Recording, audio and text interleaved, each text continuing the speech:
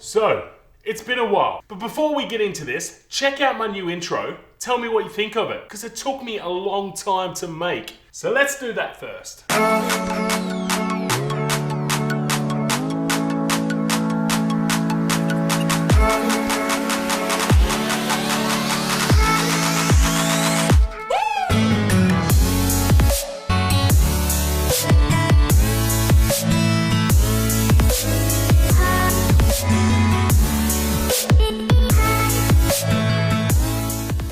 So today we're gonna make a crosscut sled for my table saw. Now I've been wanting to make this since I got the table saw, but I just haven't gotten around to it yet.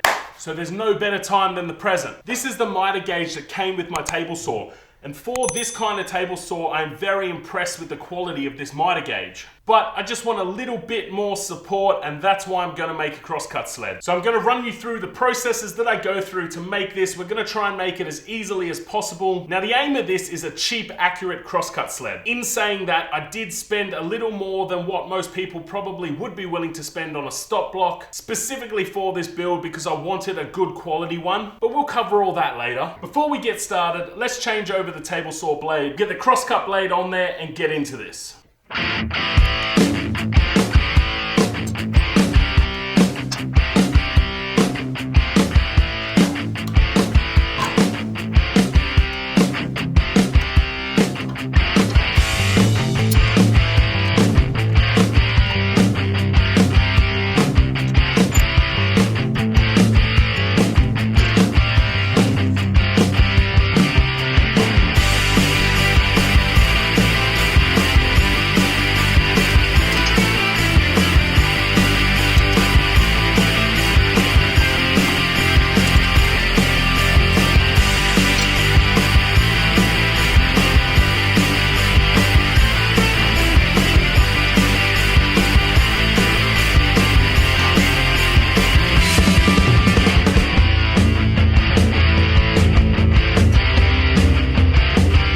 So what I tend to see a lot when people are buying table saw blades is they want to get the best bang for their buck. And I fully understand that. But what people tend to do is go for a combination blade. Now, combination blades are advertised as the perfect option to use one blade, not have to change the blade like you just saw me do, and it's great for rip cuts and cross cuts. That's not exactly the case. A combination blade does a good job of a rip cut and it does a good job of a cross cut, but it doesn't do a great job of either. A combination blade tends to be around 42 teeth. In a perfect world, that really is too many teeth for a rip cut and not really enough to get a good quality cross cut. If you're gonna spend the money on a good table saw, trust me, spend the extra little bit of money and get an individual rip blade and an individual crosscut blade. You want to get around 80 teeth for the crosscut blade. The more teeth just allows a cleaner cut as you sever the fibers across the wood, and a 24 tooth blade is excellent for ripping. It has less teeth and bigger gullets, which allows more air into the cut to keep it cooler, which keeps your blade sharper for longer and stops burning on the wood. Trust me, spend a little bit more, get both blades, you'll get better cuts. Now, in true J&D fashion, I haven't really drawn out any plans for this crosscut sled. It's all up here. So I'm gonna take a quick look at some measurements, see what I think will work, and we'll go from there. For this build, I'm gonna be using 16mm MDF. I would love to use plywood, but I'm not in America, and plywood is really expensive in Australia. So MDF it is.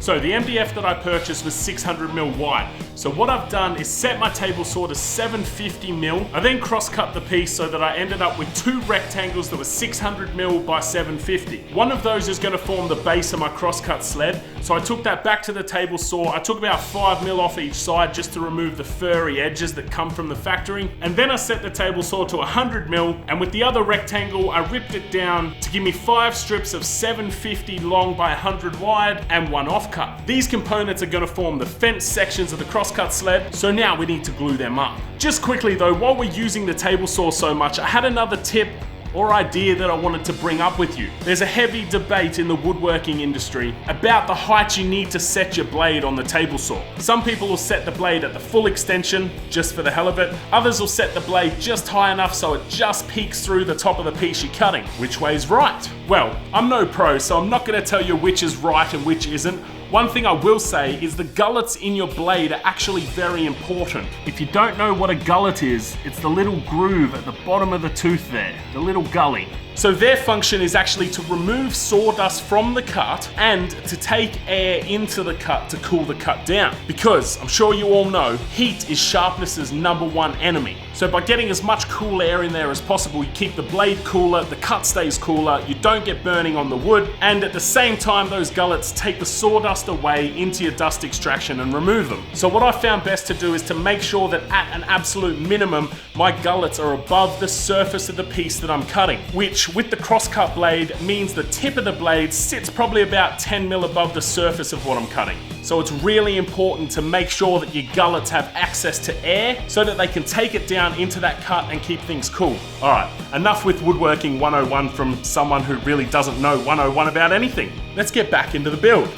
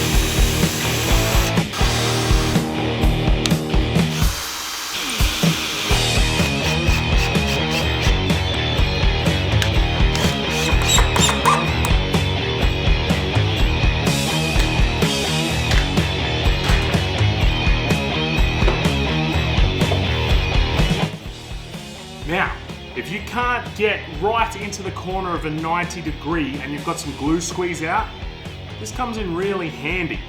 Hold your square right up against the face and that corner will dig right in. You can run it along and clean all that squeeze out. Squeeze out.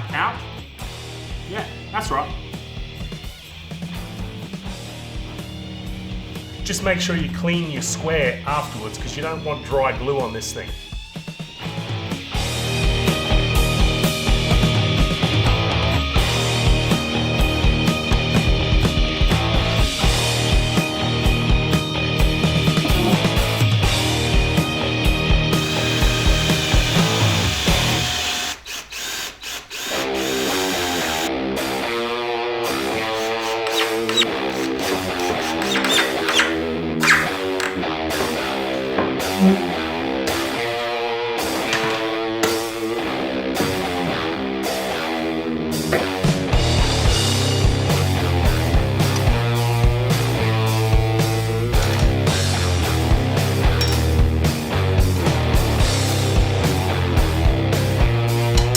So I don't think I hit record, but let me just catch you up. So I raised up the track that's gonna run along the miter slots with some $2 coins, placed a few drops of super glue on there, then I used my fence to line the sled up nice and square, and put the sled down on top. Now we're gonna wait for that CA glue to really cure, then I'm gonna lift it up and reinforce it with some screws from the bottom.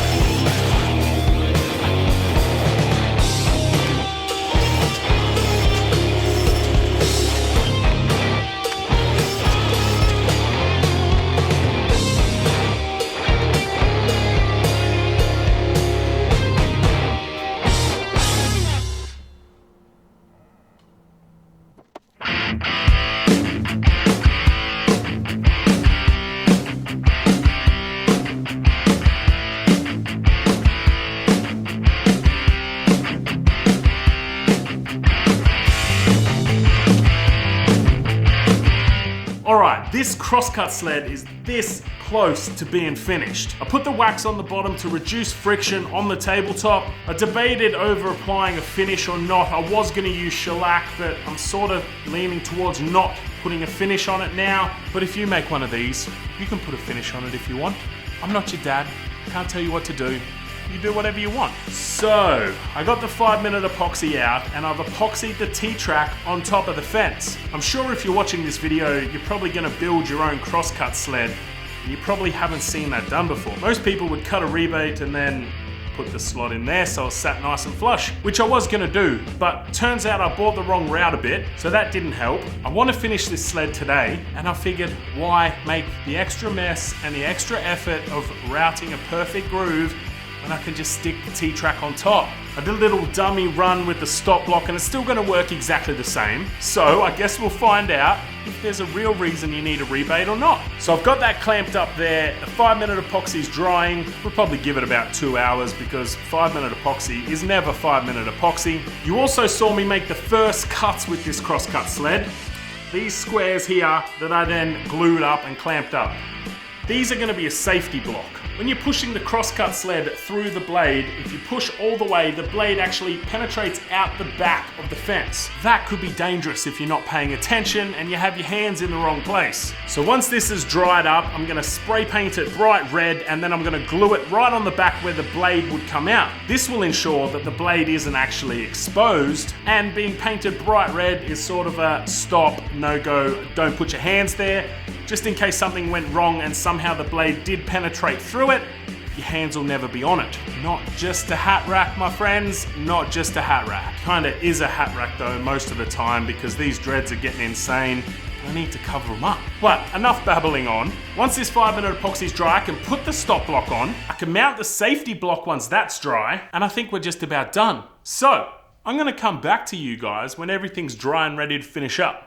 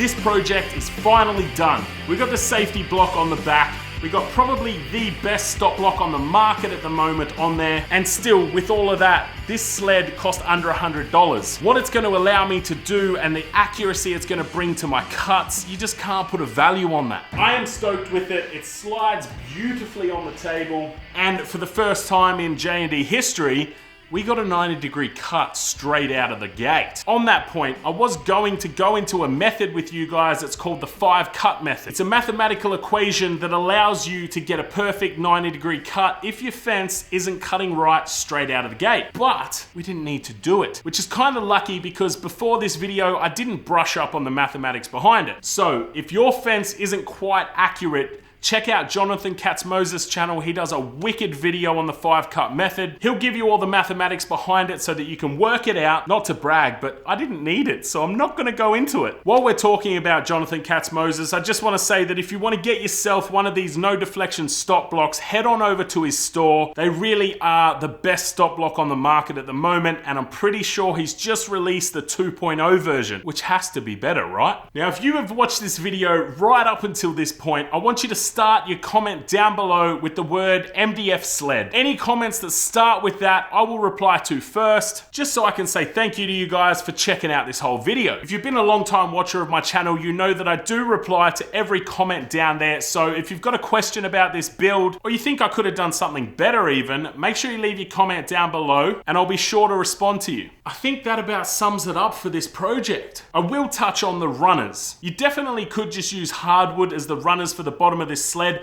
but you've got to understand that hardwood will still expand and contract along with the seasons and the relative humidity in your shop. So there may come a point or a certain time of the year where your sled just does not slide nicely. So I went with the aluminium ones to avoid that happening, and I picked those up from Carbatec quite a while ago. I can't remember exactly how much they were, but they weren't that expensive. They also have grub screws, so they're adjustable and they will fit just about any miter slot. I think it's an easy way to make sure that your sled will stay functional all year round and you don't have to worry about wood movement. I think that's about it. This was a really simple build and yet something that you need to get really precise. And I still can't believe that I got it precise straight out the gate. But I'm sure you're gonna see this sled in some upcoming videos. I've got some plans for it. We may even do some more improvements to it in the future. Who knows? Thanks for checking out this episode. I know it's been a while since I put some content out, and I will be sure to make sure it's not so long before the next one. But until then, look after yourself, stay safe, and I will see you later.